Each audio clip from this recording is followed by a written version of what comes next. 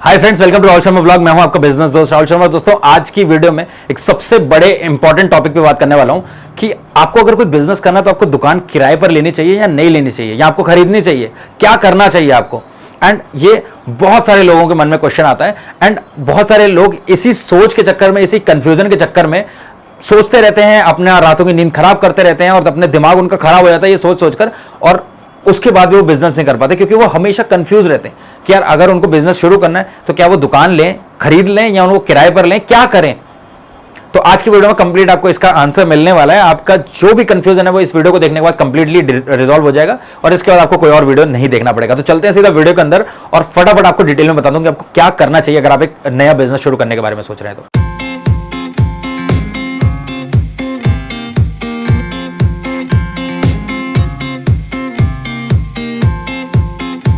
दोस्तों, वीडियो में आगे बढ़ें और मैं आपको कंप्लीट बताऊं कि आपको दुकान किराए पर लेनी चाहिए, खरीदनी चाहिए, या क्या करना चाहिए। उससे पहले एक छोटी सी रिक्वेस्ट, अगर आप चैनल पर नए हैं तो प्लीज सब्सक्राइब कर दीजिएगा, क्योंकि बहुत सारे ऐसे मेरे भाई हैं जो वीडियोस देखते हैं लेकिन चैनल को सब्सक्राइब नहीं कर रखा है। तो प्लीज आप मेरी मेहनत को सफल कर सकते हैं, मेरे मोटिवेशन को बढ़ा सकते हैं, एक लाइक कर, एक कॉमेंट कर और चैनल को सब्सक्राइब कर। देखिए दोस्तों, आप में से बहुत सारे मेरे भाई हैं जिनके मन में यही क्वेश्चन आता है कि यार अगर मेरे को बिजनेस करना है तो क्या मेरे को दुकान किराए पर लेनी चाहिए या फिर मेरे को दुकान खरीद लेनी चाहिए। देखो, मैं यहां पर आपको सिंपल सा एक आंसर देता हूं। अगर आपके पास बजट ही नहीं है तो आप दुकान कैसे खरीदोगे। और अगर आप अपने दिमाग को इस चीज पर दबाते रहोगे कि मेरे को दुकान ही खरीदनी है क्योंकि मेरे को रेंट बहुत ज्यादा देना पड़ जाएगा, तो फिर आप दुकान खरीदने के चक्कर में उतना इन्वेस्टमेंट जुटाने के लिए बहुत मेहनत करोगे और उसके वो जुटाते जुटाते आपकी एज भी हो जाएगी, बहुत टाइम भी लगेगा आपको, और ये तो कहीं भी एश्योरिटी नहीं है कि आप कितनी जल्दी उतना पैसा बना लोगे, क्योंकि कोई भी दुकान बहुत ज्यादा सस्ती नहीं आती, लाखों का इन्वेस्टमेंट आपको चाहिए।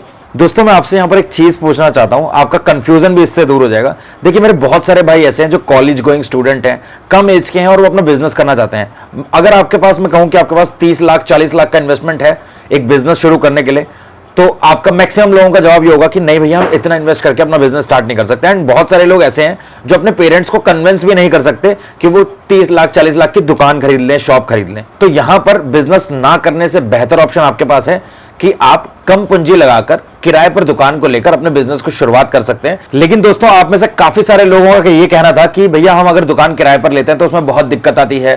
पहली बात तो दुकान किराए पर नहीं मिलती है, अगर मिल भी जाती है तो उसमें हमें रेंट बहुत देना पड़ता है। रेंट के साथ साथ दुकान का जो मालिक होता है वो कुछ टाइम बाद रेंट बढ़ा देता है।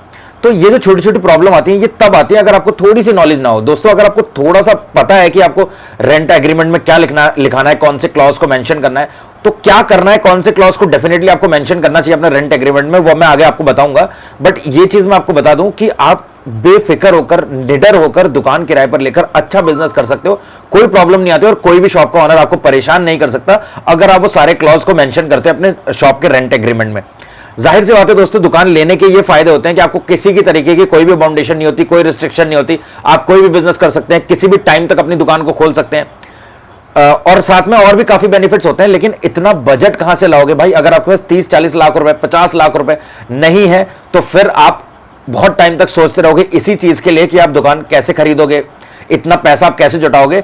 तो दिमाग बजाय इसमें लगाने के, आप बेहतर है कि आप इसमें लगाएं कि कौन सा बिजनेस आप कर सकते हैं, और उसको जब आप अच्छे से ऑपरेट कर लें, आप जब चला लें, आप आपका बिजनेस जब चलने लग जाए, आपको अच्छा पैसा आने लग जाए, फिर आप अपनी दुकान भी खरीद सकते हैं, क्योंकि आपको एश्योरिटी है कि आपका बिजनेस ऑलरेडी अच्छा चल रहा है मार्केट में और लोगों को पसंद आ रहा है। इसके अलावा दोस्तों, मेरे काफी सारे भाइयों का क्वेश्चन होता है कि भैया सही जगह पर सही दुकान नहीं मिल रही और जो मिल रही है उसका रेंट बहुत ज्यादा है।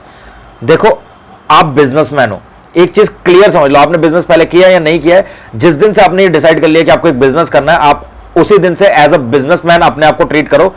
तो आप ये समझ लो कि आपके अंदर कन्विंसिंग पावर बहुत अच्छी होनी चाहिए। आपको जो दुकान का मालिक है उससे ऐसे बात करनी है कि वो आपकी सारी बातों पे, आपकी सारी शर्तों पे राजी हो जाए। आप उससे रेंट भी कम करवाएं सब नेगोशिएट करने के बाद, और अपनी कुछ शर्तें भी रखें। आपको सब कुछ मैं आगे बताऊंगा, लेकिन यहां पर मैं एक चीज जो आपको बताना चाहता हूं वो ये है कि जितने भी भाई मेरे ये कहते हैं ना कि उनको दुकान नहीं मिल रही है, दुकान डेफिनेटली मिलेगी। आप अपने मार्केट में उतरो तो सही, एक बार घर से निकलो तो सही यार। कोई भी ऐसा मार्केट नहीं है जहां पर दुकान किराए पे अवेलेबल ना हो।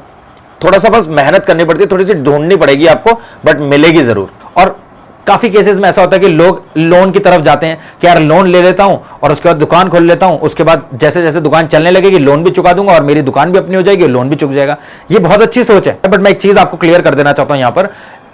ऐसा नहीं है कि मैं ये वीडियो आपके व्यूज के लिए बना रहा हूं, ये वीडियो में सिर्फ आपको एक बहुत अच्छी अंडरस्टैंडिंग देने के लिए बना रहा हूं, क्योंकि अगर आप ये सोचते हैं ना कि मेरे को दुकान खरीदनी ही है और मैं दुकान खरीदने के बाद ही बिजनेस करूंगा क्योंकि दुकान का जो किराया है वो बहुत ज्यादा है, ये बात से मैं सहमत हूं, क्योंकि आप किसी भी बिजनेस में सबसे ज्यादा जो फिक्स्ड जो पैसा जाता है वो दुकान के किराए में जाता है। बट उसके फायदे भी हैं भाई।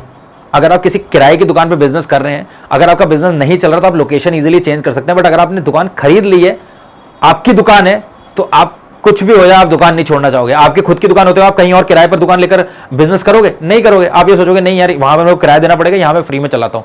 लेकिन इसी सोच की वजह से क्या होगा, हो सकता है कि आप वो किराए की दुकान पर दिन के 15,000, 20,000, 30,000 कमा सकते हो, क्योंकि वहां पर फुटफॉल अच्छा है, लोग ज्यादा आते हैं, मार्केट में है वो शॉप।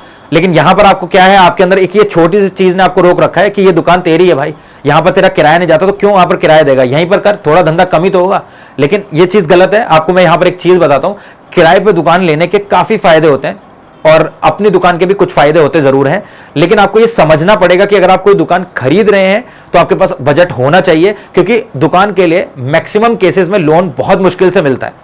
आपको प्रोजेक्ट रिपोर्ट बनानी पड़ती है, काफी बैंक से रिजेक्ट हो जाएगी, और किसी थर्ड पार्टी प्लेटफॉर्म से अगर आप लेते हैं, काफी सारी ऐसी एनबीएफसीज होती हैं जो आपको लोन तो दे देंगी, लेकिन वो लोन के नीचे आप दबते चले जाओगे, क्योंकि उनका जो रेट ऑफ इंटरेस्ट होता है वो बहुत ज्यादा हाई होता है। तो इस चीज को आप बहुत ज्यादा ध्यान में रखिए। अगर आपको दुकान खरीदनी है, आप अच्छी फैमिली से हो, आपका बैकग्राउंड अच्छा, आपका बजट है, तो डेफिनेटली आप खरीद के करो, अच्छा ऑप्शन है ये भी। लेकिन अगर आपके पास बजट कम है तो फिर आपको ये नहीं सोचना है कि आपको दुकान ही खरीदनी है, मेरा किराया चला जाएगा, मेरे को अपना किराया बचाना है, तो ये नहीं सोचना है आपको।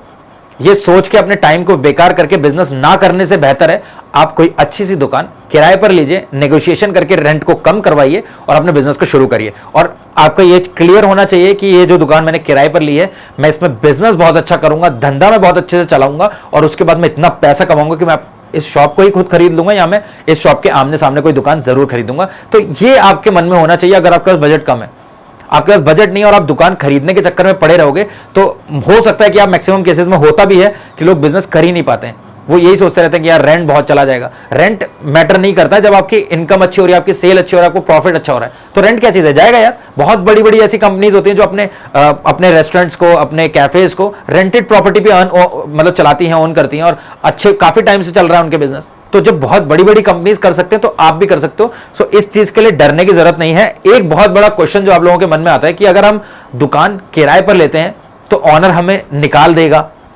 या अगर हमारी सेल जब अच्छी होने लगेगी तो ऑनर फिर कोई प्रॉब्लम क्रिएट करेगा, रेंट बढ़ा देगा। एंड ये मैक्सिमम केसेस में होता है अगर आपको नॉलेज नहीं है। तो यहां पर नॉलेज आपको क्या चाहिए वो मैं आपको बताता हूं। जब भी आप किसी की शॉप रेंट पर ले रहे हैं तो आपको रेंट एग्रीमेंट के साथ साथ एक जो कहते हैं ना एफिडेविट पे कुछ चीजें लिखवानी पड़ती हैं। आपको मोस्ट इंपॉर्टेंटली एक चीज तो जरूर मेंशन करवानी है कि आप वो शॉप कितनी देर के लिए, कितने सालों के लिए रेंट पर ले रहे हैं, रेंट क्या है और रेंट बढ़ेगा या नहीं बढ़ेगा। अगर वो ऑनर कह रहा है कि नहीं भैया 2 साल बाद तो मैं रेंट बढ़ाऊंगा, तो आप वो चीज क्लियरली उसमें मेंशन करवाइए। एक नॉर्म्स उसमें जरूर से जरूर मेंशन होना चाहिए कि ये जो शॉप है मैं 5 साल के लिए या 10 साल के लिए ले तो रहा हूं लीज पर, बट अगर मुझे ये दुकान छोड़नी पड़े या मेरी इच्छा हो या मेरी सेल नहीं हो रही होगी तो मैं छोड़ सकता हूं, लेकिन आप मुझे जबरदस्ती नहीं निकाल सकते। ये होना चाहिए भाई, ये क्लॉज जरूर से जरूर उसमें मेंशन करवाइए। और खैर ये बात बताने की जरूरत नहीं है, अगर आप जब ये रेंट एग्रीमेंट या एफिडेविट पे कुछ भी चीज लिखवाते हैं तो आप डेफिनेटली कचहरी में जाएंगे, किसी लॉयर से मिलेंगे, वो आपको बहुत सारी चीजें बताएगा। एंड उनके पास ये डेली बेसिस का उनका काम होता है, बहुत सारे वो ऐसी चीजें बनाते हैं, तो वो आपको बहुत सारी चीजों की एडवाइस करेंगे कि यार ये मत करवाओ, ये मत करो, ऐसे लिखवाओ, ये मत लिखवाओ, वो लिखवाओ, तो वो आपको एडवाइस कर देंगे। अगर आप चाहो तो जो आपकी शॉप का ऑनर है उसके साथ जाने से बेहतर है आप खुद एक बार कचहरी चले जाओ, एक किसी भी लॉयर से मिलो, उससे बात करो कि भैया मैं एक शॉप किराए पर लेना चाहता हूं, तो मेरे को क्या सावधानियां बरतनी चाहिए, मेरे को कैसा रेंट एग्रीमेंट बनवाना चाहिए, उसमें कौन कौन से क्लॉज को मेंशन करना चाहिए। तो वो आपको बिठाएगा और बड़ी इज्जत के साथ आपको बताएगा कि सबसे पहला क्लॉज आपका ये होना चाहिए कि जो शॉप आप ले रहे हैं वो 10 साल के लिए आप लीज पर ले रहे हैं, या 10 साल के लिए आप ले रहे हैं, 10 साल में आप उस शॉप में क्या क्या चेंजेस कर सकते हैं, शॉप के ऑनर का किस किस तरीके की रिस्ट्रिक्शन या किस किस तरीके की परेशानियां वो नहीं क्रिएट करेगा, रेंट सेल बढ़े या ना बढ़े, कितनी भी हो जाए वो रेंट नहीं बढ़ा सकता आने वाले 5 सालों तक। और उसके बाद अगर शॉप को मुझे खाली करना है तो मुझसे कोई एक्स्ट्रा चार्जेस वो नहीं लेगा और मेरे को शॉप खाली, मैं कभी भी खाली कर सकता हूं। लेकिन जो शॉप का ऑनर है, मतलब जो जिसकी दुकान है, वो मुझे जबरदस्ती शॉप से नहीं निकाल सकता, जबरदस्ती वो रेंट नहीं बढ़ा सकता। वो काफी कुछ चीजें वो आपको बताएगा जो बहुत ज्यादा हेल्पफुल होती हैं। तो इस चीज का बहुत ज्यादा ध्यान रखिए। तो ये कुछ चीजें हैं, अगर आप ध्यान रखते हैं इन चीजों का तो डेफिनेटली आपको ना तो नुकसान होगा ना ही आप परेशान होगे, और रेंटेड शॉप पर भी आप अच्छा और बिना किसी परेशानी के साथ बिजनेस को रन कर सकते हैं। तो मैंने आपको बता दिया कुछ क्लॉज होते हैं जो वो वहां पर मेंशन कर देगा और आपको उसके बाद प्रॉब्लम नहीं आएगी, क्योंकि वो रिटन डॉक्यूमेंट है और रिटन डॉक्यूमेंट के अगेंस्ट कोई भी इजीली नहीं जा सकता है। तो दोस्तों आज की वीडियो में सिर्फ इतना ही। उम्मीद करता हूं आपको वीडियो थोड़ा बहुत इंफॉर्मेटिव जरूर लगा होगा। तो दोस्तों मिलते हैं नेक्स्ट वीडियो में, तब तक के लिए जय हिंद, जय भारत।